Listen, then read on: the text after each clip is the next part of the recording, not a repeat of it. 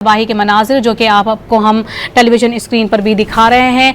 काफ़ी ज़्यादा तबाही के मनाजिर देखने को मिल रहे हैं। और बुनेर की अगर बात की जाए तो जहां पर क्लाउड बर्स्ट हुए काफ़ी टाइम गुजर चुका है, लेकिन बावजूद उसके अब भी इलाके में पानी काफ़ी ज़्यादा मौजूद है। रेस्क्यू टीमें वहां पर मौजूद हैं और उनकी जानिब से रेस्क्यू ऑपरेशन तेज़ कर दिया गया है और यही कोशिश की जा रही है कि जो लोग वहाँ पर फंसे हुए हैं उनको फौरी तौर पर जो है हिफाजती मकामात की जानिब उनको ले जाया जाए।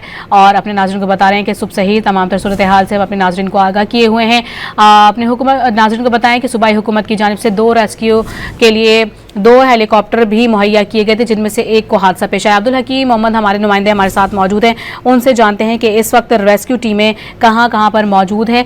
अब्दुल हकीम बताइएगा, इस वक्त कितनी बड़ी तादाद रेस्क्यू एहलकारों की मौजूद है और कितनी टीमें तश्कील दी गई हैं? अब्दुल हकीम से भी रब्ता करने की कोशिश करेंगे। अपने नाज़रीन को बताएं कि हादसे में सूबाई हुकूमत की जानिब से दिया गया रेस्क्यू हेलीकॉप्टर भी हादसे का शिकार हो, जिसमें अमले के 3 अफराद शहीद हुए हैं। इस वक्त तबाही के मनाजिर जो कि हम आपको दिखा रहे हैं, खैबर पख्तूनख्वा की ये सूरत हाल है।